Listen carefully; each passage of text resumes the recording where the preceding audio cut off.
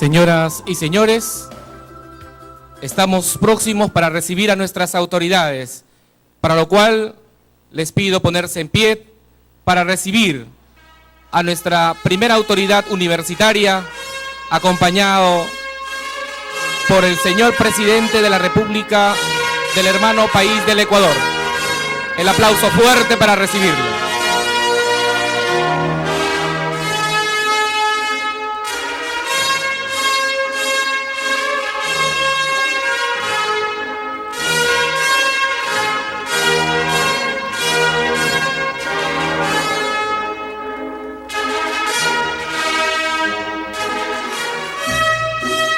Pueden sentarse.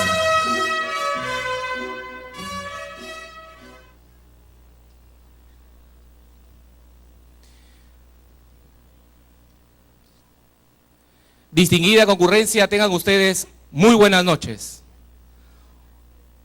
Chiclayo, capital de la amistad. Hoy, 29 de febrero del año 2012, se llevó a cabo con éxito en esta bella ciudad y heroica la quinta reunión de jefes de Estado y Gabinete Ministerial Perú-Ecuador, en búsqueda de consolidar el camino a la paz y en especial de los del norte del Perú y del sur del Ecuador. Y esta noche, en el marco de esta cumbre, nuestra Universidad Particular de Chiclayo, por acuerdo del Consejo Universitario, conferirá el grado académico de doctor honoris causa al señor presidente de la República del Ecuador, doctor Rafael Correa Delgado, a quien vamos a recibirlo con un fuerte, caluroso aplauso.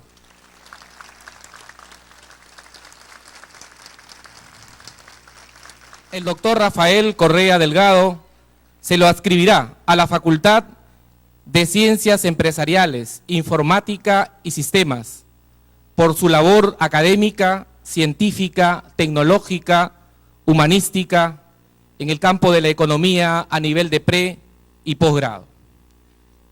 Pido permiso al señor rector para iniciar esta ceremonia. Al público asistente y a las dignas autoridades de la mesa de honor se les invita a ponerse en pie, pues vamos a rendir honores a nuestra patria entonando el himno nacional del Perú.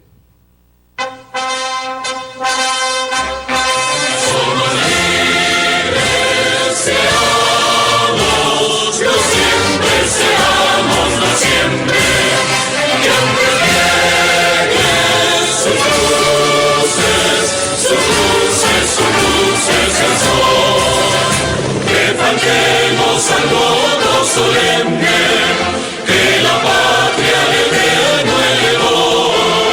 Que cantemos al voto solemne que la patria al Eterno elevó. Que cantemos al voto solemne que la patria al Eterno elevó.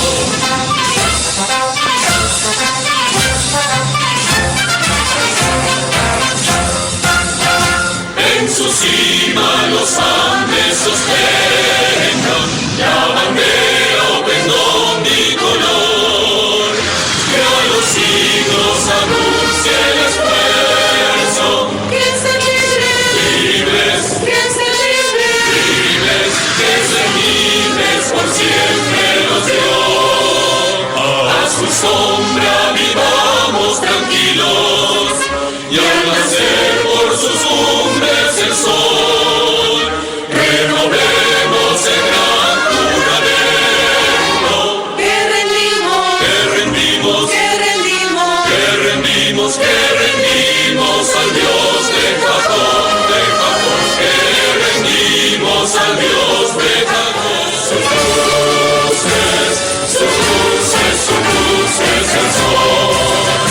Que cantemos al voto solemne que la patria al Eterno elevó. Que cantemos al voto solemne que la patria al Eterno elevó. ¡Viva el Perú! Acto seguido, Escucharemos y entonaremos el himno nacional de la República del Ecuador.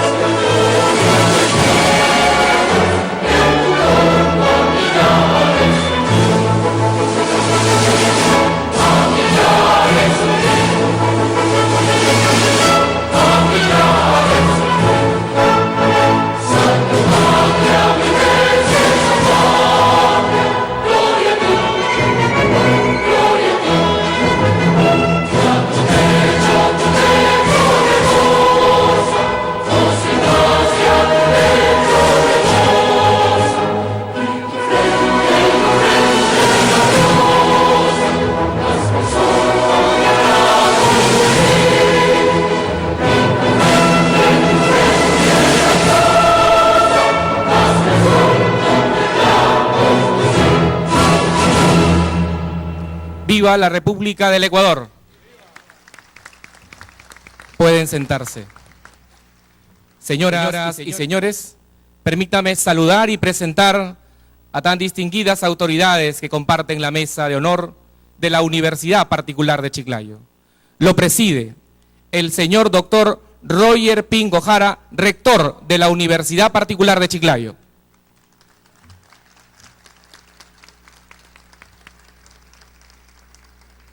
Saludamos al señor presidente constitucional de la República del Ecuador, doctor Rafael Correa Delgado.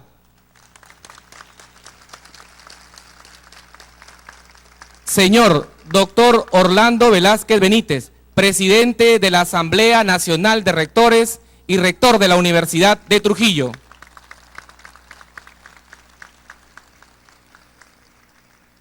Doctor Napoleón Puño Lecarnaqué, presidente del Consejo Interamericano de la región norte del Perú, CRI Norte, y rector de la Universidad Nacional de Tumbes. Regional de Lambayeque, señores alcaldes provinciales y distritales, representantes de las instituciones civiles, políticas, militares y policiales, señores empresarios del Perú y de la región Lambayeque, señores miembros del cuerpo académico de la Universidad de Chiclayo, decanos, jefes de departamento académico, directores de escuela, jóvenes estudiantes de las diferentes facultades de la Universidad de Chiclayo e invitados de otras universidades. Señoras y señores, hoy la Universidad de Chiclayo recibe con gran beneplácito la presencia del señor presidente de la República del Ecuador, doctor Rafael Correa Delgado, quien compartirá con nosotros una conferencia magistral. Inmediatamente estará también incorporándose a nuestra selecta plana de docentes en su condición de doctor honoris causa. A continuación, invitamos al MBA arquitecto Alberto Ortiz Prieto para dar las palabras de bienvenida. Lo recibimos.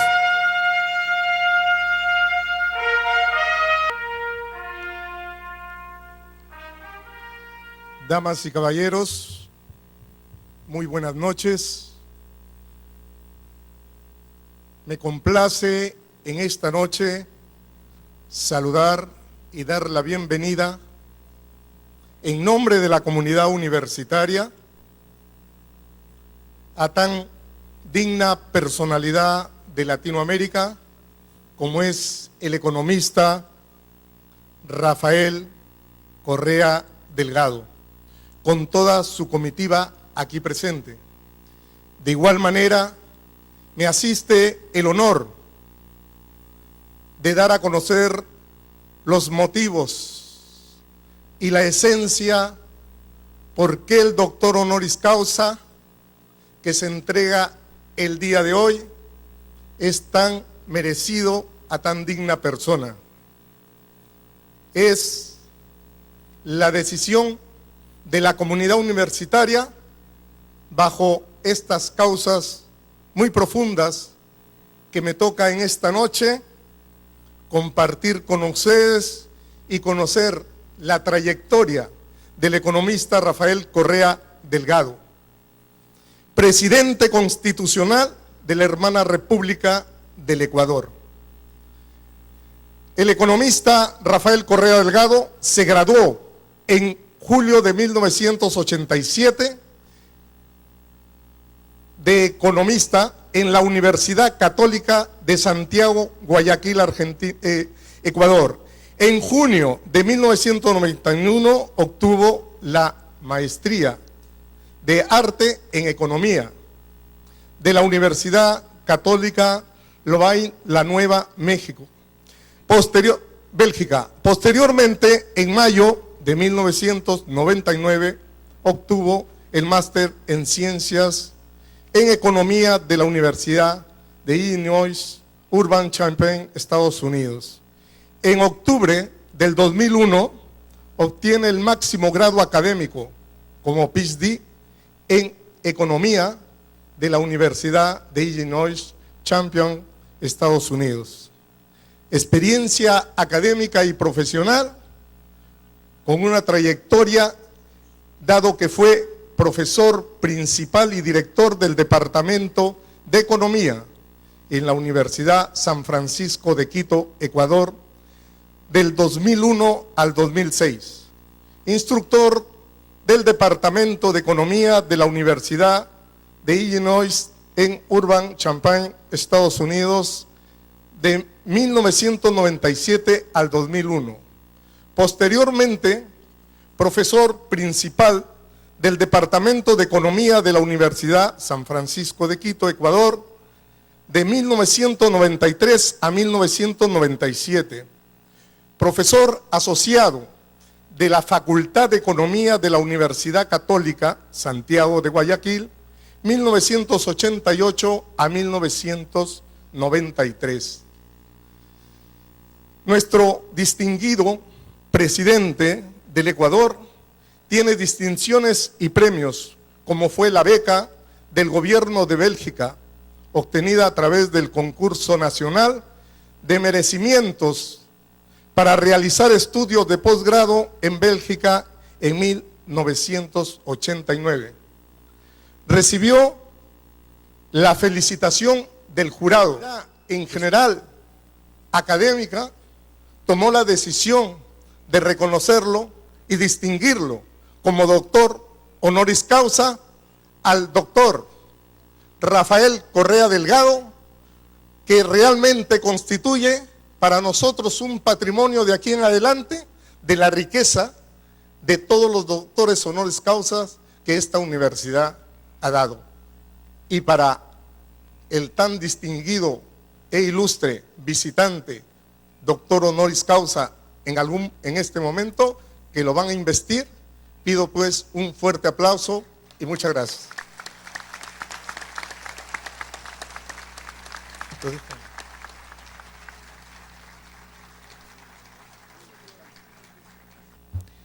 A continuación, señoras y señores, el momento solemne, el momento de la incorporación como doctor honoris causa a nuestra Universidad Particular de Chiclayo, a la facultad. Se va a dar lectura a la parte sustantiva de la resolución número 095-2012-CU-UDC, Chiclayo 20 de febrero del año 2012.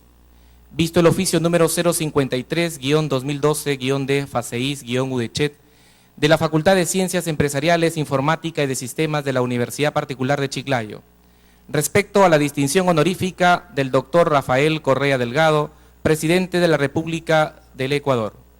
La transcripción de acuerdos de Consejo Universitario en su sesión ordinaria de fecha 17 de febrero del año 2012, y considerando que de conformidad con el artículo 32, inciso F de la Ley Universitaria número 23733, las universidades del Perú tienen la atribución de conferir distinciones académicas de carácter honorífico. Asimismo, en aplicación del artículo 85 del Estatuto de la Universidad Particular de Chiclayo, esta otorga los grados honoríficos de doctor honoris causa y títulos honoríficos de profesores, eméritos, honorarios, investigadores y visitantes a propuesta de la facultad y por acuerdo del Consejo Universitario. Artículo primero.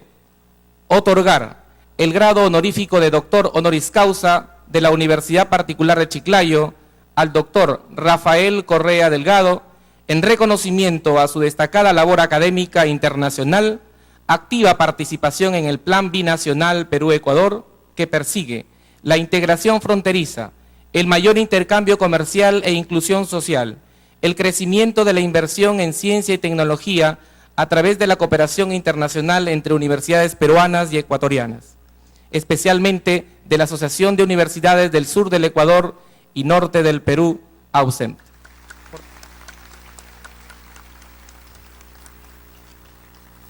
Momento de investidura. Se le invita al señor rector de la Universidad Particular de Chiclayo, doctor Roger Pingo Jara, invitar al doctor Rafael Correa Delgado a ponerse adelante de la mesa para proceder el acto de investidura.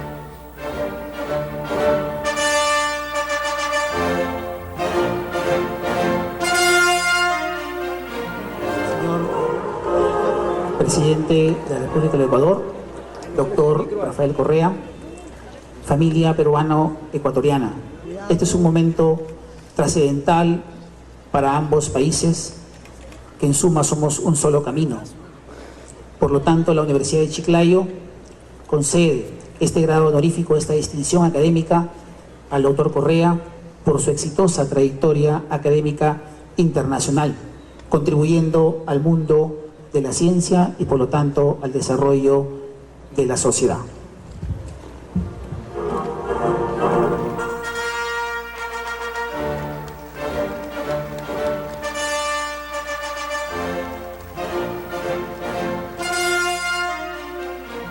A continuación, la imposición del birrete y el momento de la graduación. Doctor honoris causa de la Universidad Particular de Chiclayo, adscrito a la Facultad de Ciencias Empresariales, Informática y de Sistemas. A continuación, se va a hacer entrega del diploma.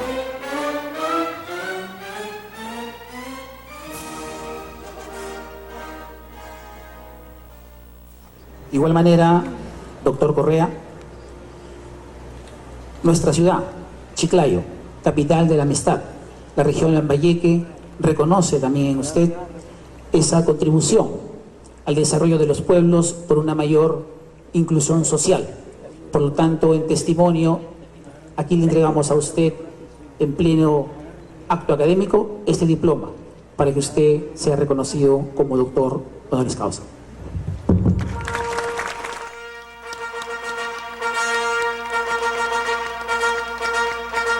Asimismo, también la Universidad Particular de Chiclayo hará entrega de un presente como parte de nuestra cultura.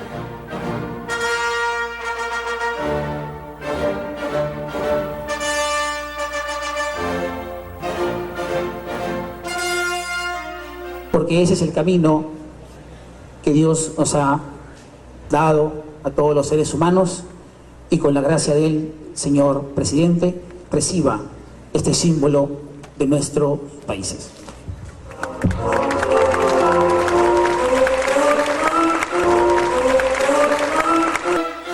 El señor de Zipán. Hace unos instantes nuestro presidente Ollanta Humala y el presidente Rafael Correa estuvieron en el Museo Tumbas Reales de Zipán.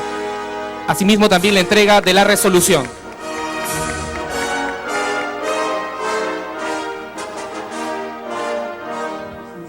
Resolución de nuestro Consejo Universitario para que obre sus archivos personales.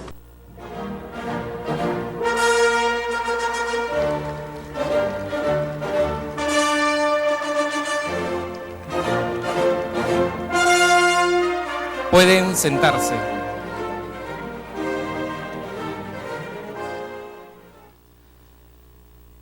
Peruanos y ecuatorianos, somos mucho más que vecinos. Somos hermanos en el tiempo, en la historia, en la confraternidad y hoy en el academicismo. Tengo el alto honor de invitar a nuestro flamante doctor honoris causa de la Universidad Particular de Chiclayo, adscrito a la Facultad de Ciencias Empresariales, Informática y Sistemas, al señor doctor Rafael Correa Delgado, quien tiene las palabras de agradecimiento y a la vez una conferencia magistral cuyo tema es el Sistema Interamericano de Derechos Humanos. Recibamos pues con el aplauso peruano fuerte para nuestro doctor.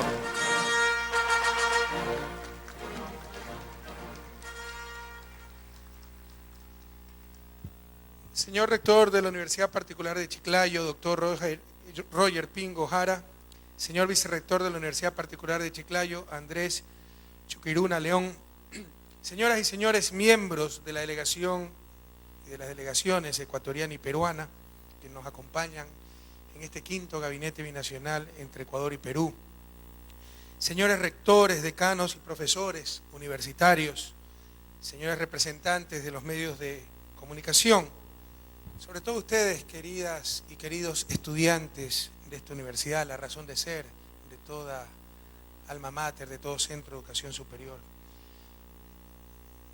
Conciudadanas y conciudadanos de Ecuador, Perú, de la patria grande, por eso los llamamos conciudadanos, somos una misma patria.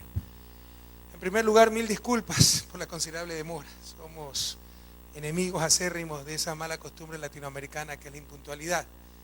Pero algunas veces en este oficio realmente es difícil controlar los tiempos, se desfasaron algunos programas, algunas actividades y hemos llegado casi con una hora de retraso. Todavía falta lo peor, tenía 2 entrevistas en vivo después de este acto, así que no sé cómo van a hacer los medios de comunicación, a los cuales también les pido anticipadamente las respectivas disculpas. En segundo lugar, muchísimas gracias por este alto honor que recibe el día de hoy, ser nombrado doctor honoris causa de la Universidad Particular de Chiclayo. Honor que lo recibo con mucha humildad, pero también con mucha alegría, porque como se leyó en mi currículum, que con tanta gentileza se dio a conocer, antes de meterme en este lío, pues toda mi vida había transcurrido en academia, 20 años de profesor universitario, media vida estudiando, porque los más inútiles tenemos que estudiar más para aprender algo. Y lo único que me gusta más que enseñar es aprender, así que envidio a muchísimos de ustedes que están en estas aulas nutriéndose de conocimiento. Y permítanme decirles con algo de desfachatez que cuando vuelvo a un centro de educación superior, a una universidad, me siento como pez en el agua, me siento en mi ambiente natural, antes de ser político, y político en el buen sentido de la palabra, y esa es una de las grandes misiones que tenemos. El neoliberalismo, además de destruir nuestros estados, quiso satanizar la política. ¿Qué es la política? La forma consciente en que las sociedades toman sus decisiones, buscar el bien común, el bien público. Se necesita que todos seamos políticos, pero en el buen sentido de la palabra, el servicio, no esa politiquería, la demagogia, el clientelismo. El electoralismo, algunos creen que son grandes políticos, tan solo pensando en cómo ganan la siguiente elección. Seamos grandes políticos pensando cómo ganamos el futuro, el buen vivir para los pueblos de nuestra América. Le decía que esta era mi vida, antes que por esos azares del destino se me designara como ministro de Economía y de ahí prácticamente fuera imposible evitar servir al pueblo ecuatoriano desde otras instancias. Se demostró en esos cortos meses que estuve en el Ministerio de Economía allá en el 2005 que otra política económica era diferente, que otra forma de hacer las cosas era diferente. 20 años de la larga y triste noche neoliberal, dominados por burocracias internacionales, por países hegemónicos. Se demostró que se podía hacer las cosas diferentemente y mejor. Y prácticamente fue imposible dejar de aceptar ese desafío de correr por la presidencia de la República. Tengan siempre la plena conciencia que jamás hemos buscado el poder para servirnos de él, sino para servir, pero tampoco podemos caer en ingenuidades. Tenemos graves problemas estructurales en nuestra América. Somos, y eso nos debería llenar de vergüenza, nos debería quitar el sueño, la región más inequitativa del planeta. Hay otras regiones más pobres. África, ciertas partes del sudeste asiático son más pobres que América Latina. América Latina, en promedio, la clase media mundial. En promedio. ¿Pero cuál es el problema de los promedios? Que eso esconde grandes diferencias. Es la región también más inequitativa del mundo. A los economistas nos encantan los promedios, ¿no? Dicen que el economista es un profesional que si ve a un hombre metida la cabeza en un horno hirviendo y los pies en una cubeta llena de hielo, es capaz de decir que en promedio está bien. Entonces, en promedio América Latina es la clase media mundial, pero aquí hay gente más rica que los países ricos y más pobres que en África. Esos son los grandes desafíos, algo que no debería dejar dormir. Y eso no se va a solucionar con caridad. Siempre va a haber lugar para solidaridad, la caridad, ayudar a los pobres, pero ojalá sean pobres por motivos de la naturaleza, discapacitados, gente sola, que sufre soledad. Siempre va a haber lugar para el buen corazón, la solidaridad. Pero los pobres socioeconómicos, eso no se va a solucionar con caridad. Eso se soluciona con transformaciones estructurales, con cambio en las relaciones de poder, que nos dejen de dominar unas cuantas oligarquías que nos han sometido durante siglos, poderes fácticos, entre ellos el poder económico, poderes sociales, incluso poderes eclesiásticos, sin lugar a dudas el poder informativo, que no dejen de dominar y pasar de estados burgueses a estados verdaderamente populares que representen a las grandes mayorías.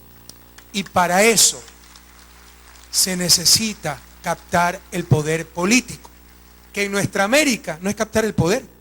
Ganar elecciones no es captar el poder, es una lucha diaria.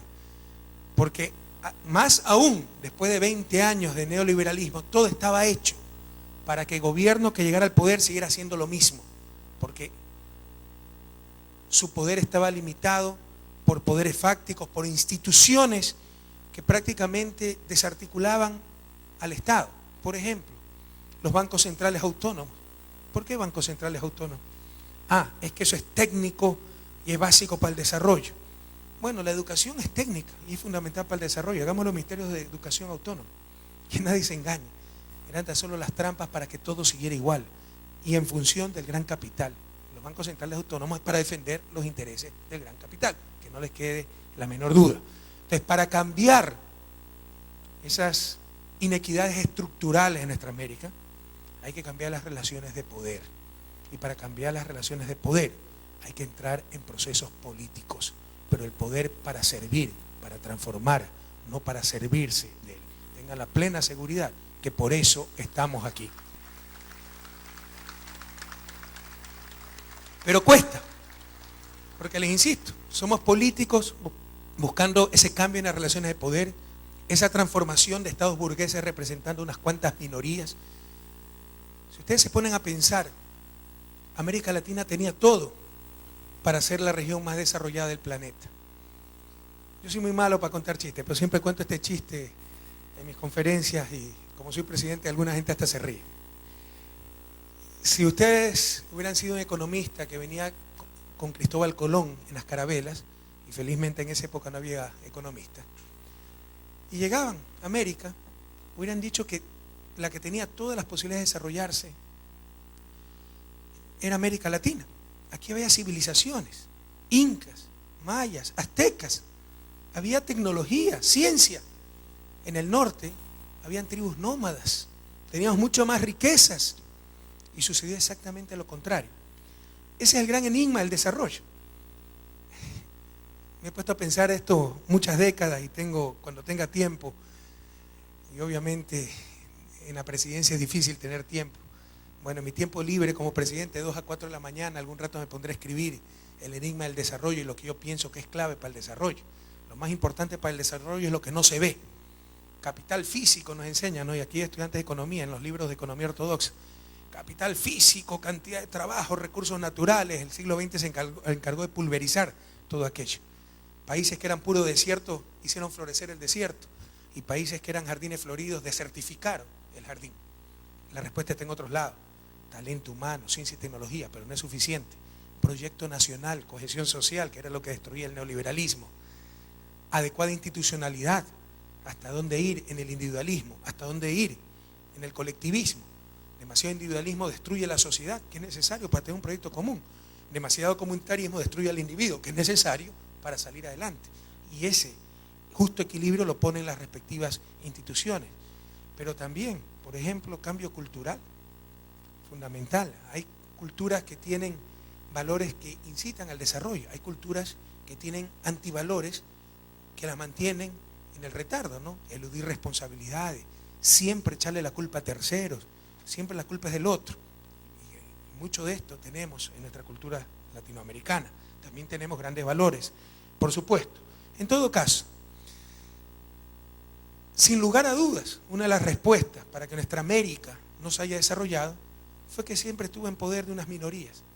Pero no minorías como en otros países modernizadoras, que distribuían en función del bien común los frutos del progreso. Por el contrario, los acaparaban y los utilizaban para diferenciarse, para excluir. Y así tenemos las escuelas exclusivas, los barrios exclusivos, los clubes exclusivos y cada vez más exclusión. Y ese es el gran desafío. Y se apoderaban también del Estado por medio de sus empresas, su poder económico, su poder social, muchas veces su poder eclesiástico y también su poder informativo.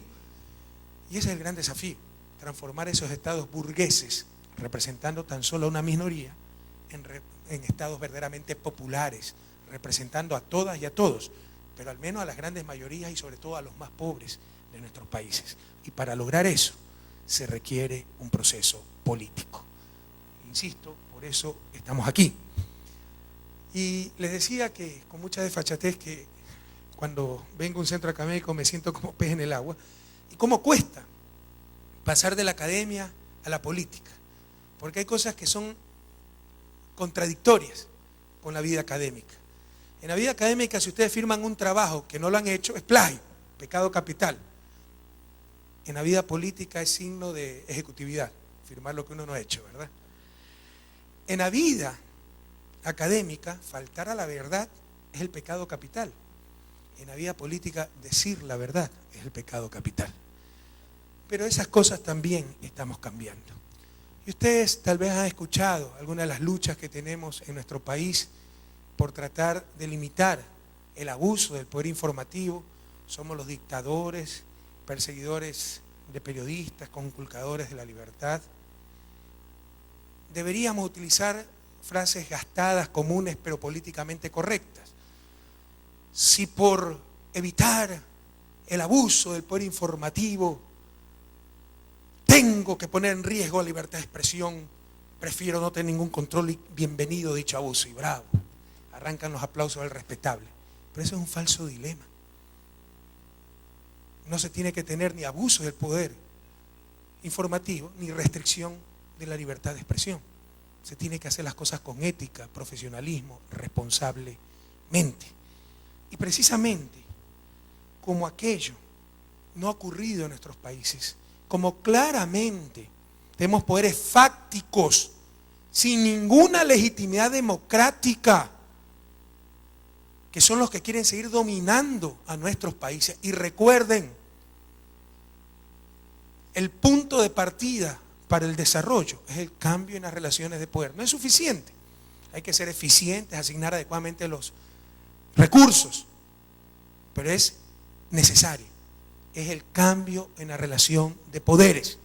Que el poder vaya de unas élites a las grandes mayorías y que manden los representantes con legitimidad democrática, no élites que tuvieron dinero para comprarse una imprenta y publicar un periódico. Entonces, uno de los poderes fácticos que tenemos en el país son ciertos medios de comunicación que por haber tenido dinero para una imprenta o para un canal de televisión pretenden ser los grandes electores, los grandes juzgadores, los grandes legisladores e incluso el poder ejecutivo imponiendo la agenda política. Eso no puede pasar en nuestra América. Eso es necesario limitarlo para poder alcanzar el bien común y el desarrollo. Y esa es una lucha que hemos estado librando, porque además este poder informativo no se opone pues a los gobiernos de derecha a los cuales representa, se opone siempre a los gobiernos progresistas, a los que queremos cambiar las estructuras de nuestro país. Y nos bombardean con una serie de cosas, que criticar la prensa es criticar la libertad de expresión. Eso es tan ridículo como decir que criticar al presidente es criticar la democracia. Y nos recuerda bastante bien la época colonial, donde para mantenernos sometidos nos decían criticar al rey es criticar a Dios. Y todos teníamos que bajar la cabeza y seguir aceptando la autoridad monárquica. Basta ya de eso. Y no necesariamente eso lo hacen personas malas. Y eso es algo también que tienen que aprender mucho ustedes, chicos. Hay personas de buen corazón que pueden estar equivocadas. Hay personas buenas que pueden hacer cosas malas. Y personas malas que pueden hacer cosas buenas. Thomas Jefferson, uno de los padres de la independencia de Estados Unidos, el principal autor de uno de los documentos más bellos de la historia de la humanidad, la Declaración de Independencia, que decía en su segundo párrafo: nosotros mantenemos estas verdades por ser evidentes en sí mismas, que todo hombre nació libre, con derechos y con el derecho a la felicidad, que todos somos iguales. Qué palabras más hermosas. Pero resulta que Thomas Jefferson era propietario de al menos 200 esclavos. Thomas Jefferson era un hipócrita, un cínico, un mentiroso. No, era una buena persona, de seguro, era una buena persona. Pero en su formación no cabía que los esclavos eran seres humanos. Eso es lo que pasa muchas veces con nuestras oligarquías. Eso pasa muchas veces con la gente que ha nacido, crecido, vivido en un ambiente, no entiende que, por ejemplo, derechos como la libertad de expresión, derechos para todos, no solo para los dueños de una imprenta, no solo para los que tuvieron dinero para comprarse un canal de televisión. Pero nos quieren asustar con estas cosas. Y cuando enfrentamos estos abusos de cierta prensa, y créanme que los gobiernos progresistas nos tenemos que enfrentar día a día frente a los embates de una prensa conspiradora.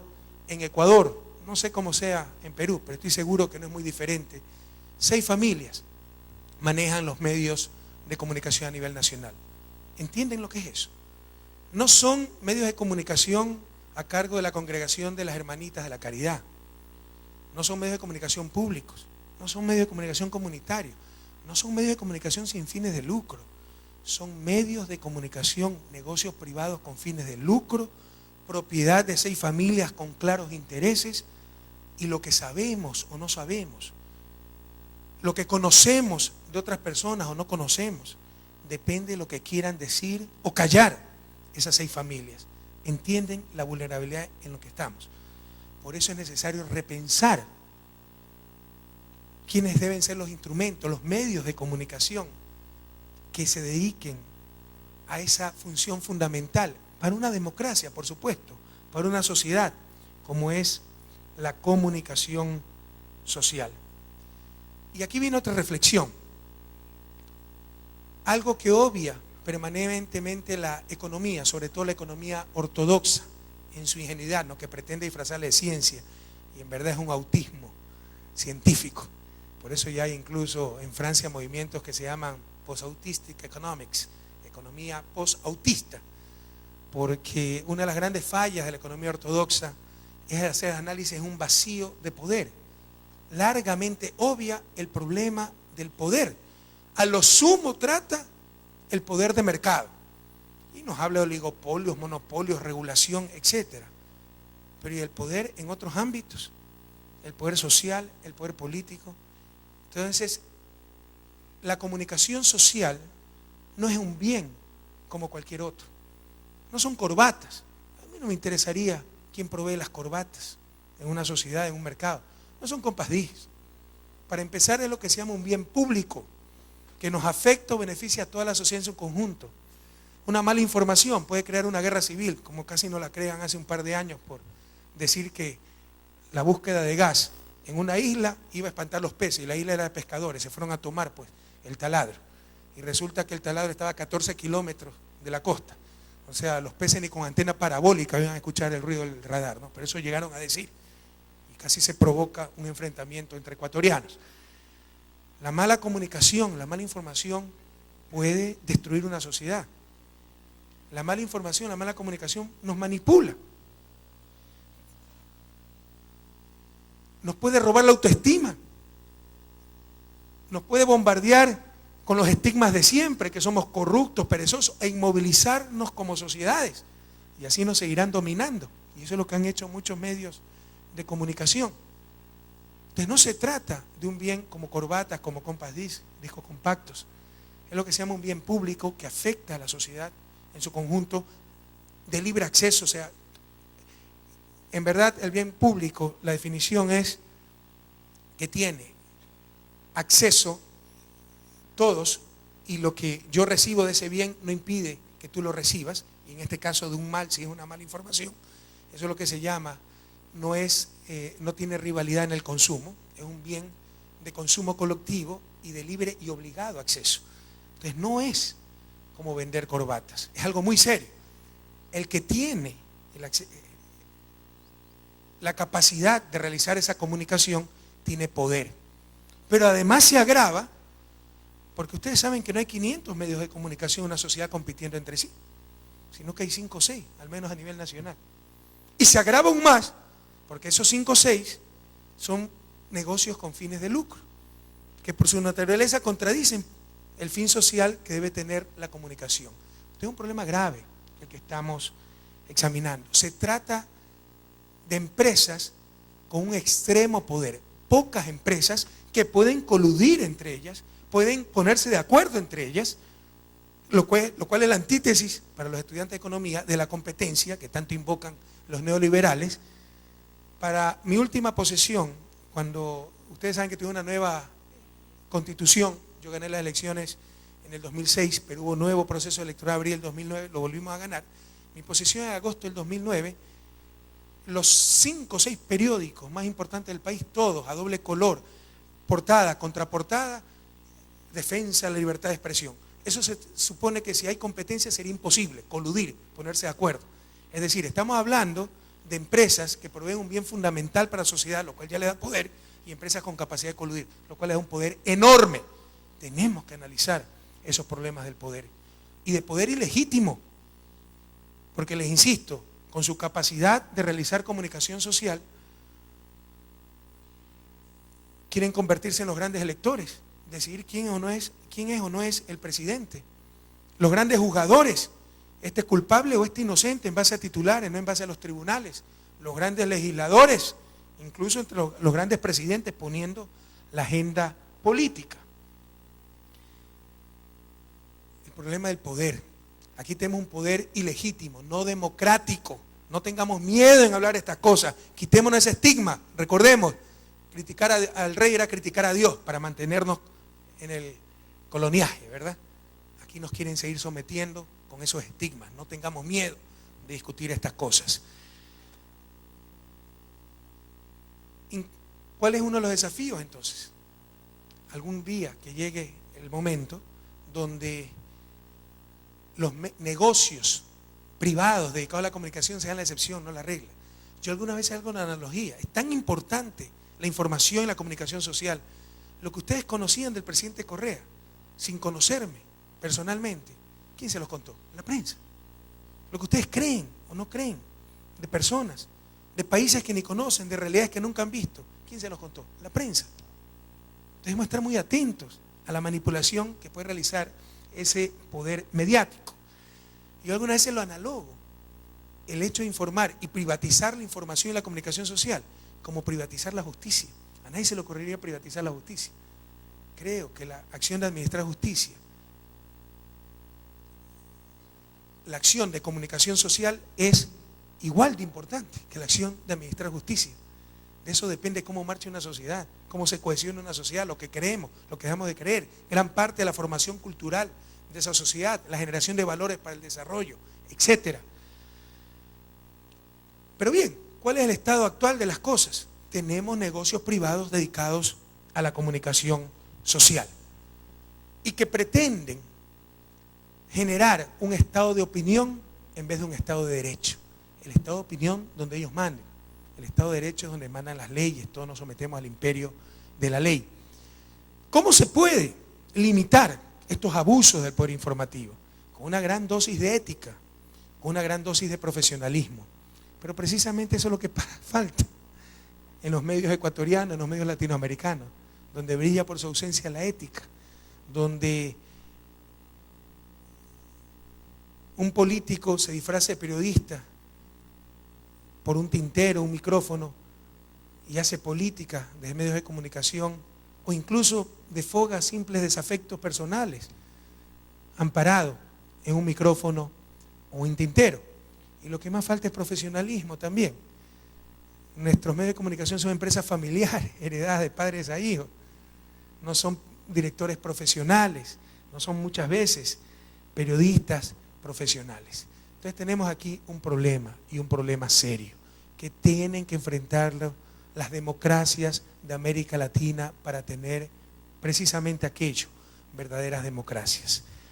¿Por qué les he dicho todo esto? Porque seguramente ustedes conocen los problemas que hemos tenido en Ecuador y que han sido muy distorsionados a nivel internacional. Después de 4 años de una sistemática campaña de destrucción de la reputación del presidente Correa por parte de ciertos medios y ciertos periodistas, porque yo jamás he almorzado con los directores de los medios de comunicación como acostumbraban los presidentes, porque jamás los hemos nombrado en embajada como acostumbraban otros presidentes. Harto, reuní a mis compañeros de proyectos políticos y les dije, miren, yo soy ser humano antes que presidente, ya no puedo permitir que se metan ni con mi honra, ni con mi familia, ni con el 30 de septiembre del 2010, donde hubo un intento de golpe de Estado en Ecuador, donde el presidente estuvo capturado 8 o 10 horas en un hospital policial, donde corrió peligro la vida del presidente. Si no, vean las balas, ahí están las fotos, ahí está el peritaje, 7 balas en el capó del carro presidencial, donde hubo 5 muertos en el momento en que fuerzas leales rescataron al presidente de la República. No podíamos que gente perversa, permitir que gente perversa juegue con tan aciago día. Y como llegaron a afirmar, un periodista llegó a afirmar, un periodista mentiroso, realmente con un odio enfermizo, que el 30 de septiembre era yo el que había ordenado disparar a discreción y sin previo aviso contra un hospital lleno de civiles, y que era un criminal de lesa humanidad, decidí poner, de acuerdo a la ley, procesos judiciales. Y eso nos permitió descubrir todos los tentáculos de este enorme poder. No solo el abuso del resto de medios. Por ejemplo, cierto grupo de medios llamados Diarios de América, sobre todo diarios colombianos, reprodujeron el artículo a pesar de que sabían que era calumnioso. ¿Con qué? Con el mensaje de decir, aprende, si la prensa te insulta tienes que agachar la cabeza porque si no te insultamos más. Es decir, demostrar soberbiamente el poder. Pero lo que más nos sorprendió, y aquí viene la idea central de esta conferencia, de esta intervención, es la intervención de supuestos sistemas interamericanos de derechos humanos, donde de la forma más impertinente, si ustedes quieren, deslegitimaron el sistema de justicia ecuatoriano, actuaron en base solo a una versión, como actuó la prensa. Por si acaso, a mí ningún medio, de todos los que han publicado, New York Times, Washington Post, San Francisco Chronicle, Los Angeles Times, ninguno sabe ni dónde queda Ecuador, pero publicaban artículos enteros sobre Ecuador, sobre los procesos judiciales, sin que jamás habernos preguntado nuestra versión, sin haber cumplido el elemental deber de los periodistas de contrastar la información. Pero lo que sí preocupó grandemente y nos permitió descubrir muchísimas cosas fue la intervención de la Comisión Interamericana de Derechos Humanos de la Organización de Estados Americanos. Para empezar, resulta que la comisión tiene su sede en Washington. Ustedes saben que la comisión es creada por la Convención Interamericana de Derechos Humanos o el Pacto de San José, firmado por los gobiernos o algunos gobiernos del continente en representación de los respectivos estados en 1969, época de muchas dictaduras en América Latina. Entonces se genera esa convención, ese pacto y esa comisión en función de estados dictatoriales para proteger a los ciudadanos. Resulta que esta comisión tiene la sede en Washington y Washington no es signatario del Pacto de San José. ¿Cómo podemos tolerar esas cosas los latinoamericanos? Resulta que la actual presidenta de esa comisión es una estadounidense y Estados Unidos no es signatario del Pacto de San José. ¿Se imaginan ustedes que iría Estados Unidos a Europa si la sede de la OTAN estuviera en Chiclayo y la presidencia de la OTAN la tuviera un peruano? Y Perú no es parte de la OTAN. Bueno, esa es la analogía, con la barbaridad que pasó desapercibida demasiado tiempo y que esta lucha nos ha permitido descubrir, evidenciar. Resulta que la Comisión Interamericana de Derechos Humanos tiene 8 relatorías. Relatorías para los derechos de la mujer, relatoría para los niños y adolescentes, relatoría para personas privadas de la libertad, pero solo hay una relatoría con informe independiente y con financiamiento independiente, no financiamiento que va a la comisión para repartir entre las 8 relatorías, no, financiamiento para ella solita. Se trata de la relatoría de libertad de expresión. Es que hay un derecho que tiene supremacía sobre otros derechos. Por si acaso, ese financiamiento, casi en su totalidad, viene de parte de Estados Unidos, que no reconoce la convención, es decir, paga a una relatoría para que controle a los demás, no que lo controle a él porque él no es signatario de la convención. Y otra parte viene de Europa, que no es parte del sistema interamericano. ¿Se dan ustedes cuenta? Estamos hablando de una relatoría de libertad de expresión del sistema interamericano de derechos humanos financiada por Estados Unidos, que no es parte de la convención, y por Europa, que no es parte del sistema interamericano. Ese es el estado de cosas que hemos encontrado en el sistema interamericano de derechos humanos. Supremacía del derecho de la libertad de expresión sobre otros derechos. Que nadie se engañe. Supremacía del capital sobre los seres humanos. Ya lo hemos visto, ya lo mencioné al inicio de esta intervención. Los bancos centrales autónomos. No, es que la política monetaria es técnica. Pues es una contradicción con la definición de política, que son juicios de valor, toma de decisiones. Pero si la política monetaria es técnica y por eso tienen que ser independientes de los bancos centrales, bueno, la política fiscal también es técnica. Hagamos independientes los ministerios de finanzas. ¿Y qué más importante para el desarrollo y técnico que la política educativa? Hagamos independientes los ministerios de educación. Pura pamplina. En el fondo todo es para defender los derechos, en este ejemplo, del capital financiero. Y en el ejemplo de la relatoría de libertad de expresión, nadie se engañe. Es para defender los abusos del capital detrás de los medios dedicados a la comunicación. ¿Qué hemos descubierto en esta lucha?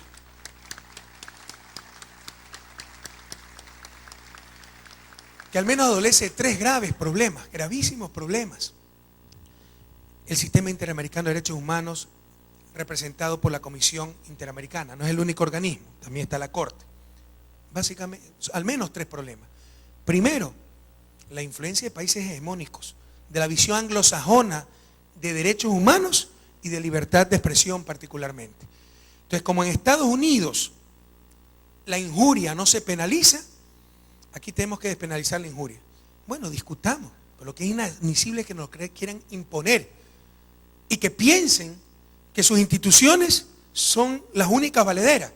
Sepan ustedes que en estados como Nueva York, ustedes se pueden ir presos si no alimentan el perro. Entonces, mientras nosotros nos dicen despenalicemos la injuria, allá se van presos si no alimentan al perro, porque ellos tienen la razón y nosotros estamos equivocados. Por último, despenalicemos la injuria cuando ellos despenalicen la pena de muerte, cuando eliminen la pena de muerte, porque eso sí es un atentado claro a los derechos humanos. Pero son cosas que ni se entienden, sino que como se hizo en tal país hegemónico esto, lo tenemos que enseguida adoptar los demás países del continente. Cuando el marco institucional, las leyes, dependen de las realidades, necesidades, historia, visiones, cultura de cada país. Probablemente allá ya no es un problema la mentira, y yo he vivido en Estados Unidos, y una de las cosas que admiro de la cultura anglosajona es su amor por la verdad. Si un periodista mintiera, se va de ese diario y no vuelve a escribir ni en el diario de la parroquia, de la iglesia de su parroquia. En el caso que les digo, que tuve contra un medio de comunicación, en el juicio se presentaron más de 150 editoriales injuriosos. Y en ese periodo se le multiplicó por 10 el sueldo a ese insultador. Es decir, lejos de retirarlo por mentiroso, se le pagó mucho más para que siga mintiendo.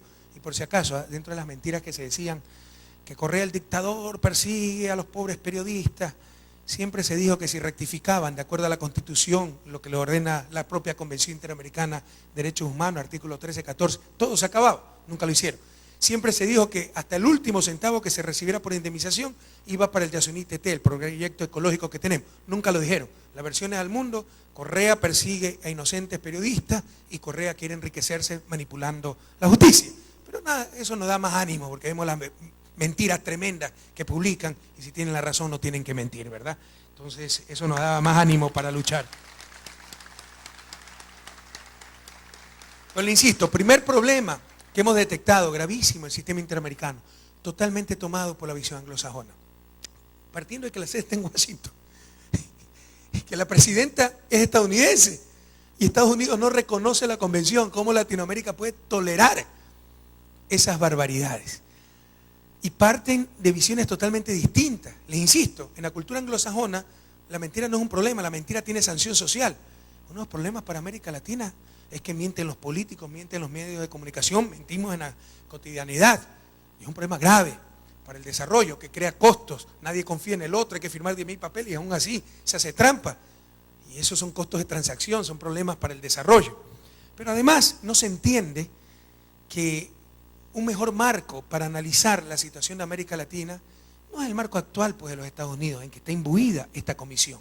Hay también latinoamericanos, pero con sede en Washington y totalmente influenciados por la visión anglosajona, que no es el correcto marco analítico. Un marco más analítico, más adecuado para entender lo que está pasando en América Latina en los actuales momentos, puede ser la guerra civil de Estados Unidos por la liberación de los esclavos, allá en el siglo XIX. Recuerden que Estados Unidos declara su independencia en 1776, pero solo un siglo después liberan, entre comillas, los esclavos, porque se abolió la esclavitud, pero siguieron discriminados. Eso recién se supera un siglo más, aún después, allá en los años 60 del siglo pasado. Entonces, un mejor marco para entender lo que está pasando en América Latina no es el marco actual, pues, de Estados Unidos, donde razonablemente todos tienen igualdad de oportunidades, donde el New York Times de los demócratas, el Washington Post de los republicanos. Aquí, ¿cuál es el periódico de los pobres? Un pobre donde puede expresar su voz, donde puede ejercer su libertad de expresión, donde puede ser escuchado, donde puede expresar su simpatía por tal o cual candidato. Eso solo pueden hacer los dueños del periódico, ¿verdad? Los que tienen el micrófono. Y vean pues lo que hacía la prensa sureña esclavista en la guerra civil. Y vean de lo que acusaban a Abraham Lincoln, de restringir las libertades, de incumplir la Constitución. Y ahora unánimemente Abraham Lincoln es considerado el mejor presidente de la historia de Estados Unidos. Pero vean lo que hacía la prensa en ese momento. Sin ir más lejos, en los 60, cuando se quería acabar con la segregación racial, cosas tan elementales como que los niños negros pueden ir a la escuela con los niños blancos, pueden utilizar los mismos baños. Vean pues lo que decía la prensa sureña de los estados donde había más racismo y más discriminación. Ese es un mejor marco para entender lo que está pasando en América Latina. Aquí, los gobiernos progresistas estamos liberando a los esclavos y cierta prensa representa esa derecha que no quiere que nada cambie y hace política de los medios de comunicación, lo cual no es legítimo en una democracia. Primer problema, totalmente cooptado por una ambición anglosajona, el sistema interamericano, que no es solo de América del Norte anglosajona, es de toda nuestra América, y gran parte de nuestra América es América Latina. Pero primer problema, el sistema interamericano de derechos humanos cooptado por la visión anglosajona, que tiene grandes cosas, pero también tiene grandes problemas y grandes inconsistencias. Segundo problema, el ONGcismo. Esa gente está totalmente influenciada por fundaciones ONG. Muchos de los comisionados vienen del mundo de la ONG y con esa mentalidad infantil de Robin Hood, ¿verdad? Pelear contra los poderosos para dar a los pobres. Y de acuerdo a ese fundamentalismo, ¿quién siempre es el Satán? ¿Quién es el malo? ¿Quién es el único que puede atentar contra los derechos humanos? El Estado, las autoridades públicas, los políticos. Error. Cualquier poder tiene la capacidad de atentar contra los derechos humanos. A mí se me acusaba de perseguir periodistas. yo fácilmente les puedo demostrar que el único que he sido perseguido he sido yo. Todos los días con calumnia, todos los días con injuria, todos los días despertando para ver qué nueva mentira se le ocurrió a cierta prensa. Error. Cualquier poder puede atentar contra los derechos humanos. Y claramente el poder informativo, cuando asume roles que no le corresponden, que no son legítimos en democracia, cuando incluso desahogan sus desafectos personales, abusando de su capacidad de comunicación, está atentando contra los derechos humanos. Cuando destruye las honras de las personas, ¿alguien me puede decir en nombre de qué libertad yo tengo que aceptar que se me diga criminal de lesa humanidad y de haber ordenado disparar contra un hospital lleno de civiles cuando ni siquiera sé disparar y cuando ese día yo soy el que casi soy asesinado? ¿Alguien me puede decir en nombre de qué libertad tengo que aceptar eso? ¿En nombre de qué libertad tenemos que aceptar que se nos diga corruptos cuando no somos corruptos, somos personas honestas? ¿En nombre de qué libertad? La verdadera libertad se basa en la verdad. Para los creyentes, hasta el Evangelio dice, la verdad os hará libres. El resto es libertinaje, es abuso del poder informativo. Pero esa es la mentalidad que existe en la CID. Ese simplismo de que el único que puede atentar contra los derechos humanos es el Estado, el poder político, las autoridades públicas. Y se pretenden barbaridades, y esa es otra de las cosas que descubrimos, la extralimitación de funciones de esta burocracia. Los estados están obligados a cumplir lo que firmaron. Firmamos el Pacto de San José, la Convención Interamericana de Derechos Humanos. Vean ustedes dónde dice que hay que despenalizar la injuria. No, no lo dice. Eso es criterio de la Comisión. Que tengan su criterio, pero eso no es vinculante. Vean dónde dice que se puede insultar a las autoridades públicas. Ese es un criterio bastante folclórico, que se le ocurrió a la Comisión, pero no dice la Convención, porque hay algunas posturas que dicen, sí, la injuria puede ser penalizada, pero excepto cuando es para autoridades públicas. Ahí no tiene que ser penalizado porque se atenta contra la libertad de expresión. Es decir, tenemos menos derechos que el resto de ciudadanos. Hay una gran crítica, y estamos de acuerdo con esa crítica, con los llamados delitos de desacato, que eran delitos especiales de acción pública para atentados a la honra, injurias a los funcionarios públicos. Eso daba más derecho a los funcionarios públicos que a los demás ciudadanos. Estamos en contra de eso. Pero también estamos en contra de que se considere que tenemos menos derechos que el resto de ciudadanos. Además de que se atenta a los derechos humanos con esos folclorismos de que al presidente sí se lo puede insultar y calumniar en nombre de la libertad de expresión, es socialmente torpe. Ustedes votarían por alguien que acepta que le digan corrupto, que ni siquiera se respeta a sí mismo, que ni siquiera tiene lo más valioso que tiene una persona, que es su honra, su reputación. Con esas medidas, solo los peores vendrán al servicio público, solo los peores llegarán a los puestos de dirección política. Es hasta tonto, pero son los folclorismos que se le ocurre a esa burocracia influenciada por ese ONGismo. Y viene de su fantasía, ¿verdad? Los políticos malos persiguiendo a pobres periodistas y medios de comunicación. El Estado malo, los periodistas buenos, los medios de comunicación buenos. Por supuesto que hay periodistas buenos y medios de comunicación buenos, como por supuesto que existimos políticos buenos, pero también existen políticos malos y también existen periodistas y prensa corrupta que abusa de su poder informativo y sin haber ganado media elección, solo por haber tenido unos cuantos dólares para comprar o heredar incluso una imprenta, se creen con la capacidad para poner y sacar presidentes, para manchar la honra, para hacer oposición política, para reemplazar a la derecha que ha sido vencida una y otra vez en las urnas. Entonces, segundo problema, ese ONGismo que incluso convierte la legalidad en algo accesorio. En este problema que les digo, cuando ganamos las 3 instancias contra el periódico más poderoso del Ecuador, dictaron medidas cautelares, rompiendo todo su reglamento. Las medidas cautelares para evitar un hecho irreversible, la muerte, pena de muerte, se dictan medidas cautelares. Desconectar a un enfermo terminal, se dictan medidas cautelares. Amenazas de muerte a un periodista, se dictan medidas cautelares. En un juicio por injuria, ¿qué daño irreversible había? Y hay más de 12.000 juicios por injuria en el país. Todo era en función del poder de estos medios de comunicación, el poder del gran capital. En todo caso, descubrimos, aquí hay estudiantes de Derecho, ¿verdad? Alcen la mano los estudiantes de Derecho, por favor. Revisen la Convención Interamericana de Derechos Humanos y me dicen dónde esa convención, que es lo vinculante para los estados, lo que hemos firmado, le otorga capacidad a la CID, a la Comisión Interamericana de Derechos Humanos, para dictar medidas cautelares. No existe esa atribución. Se la dieron ellos mismos en su reglamento interno. ¿Saben lo que significa eso, no?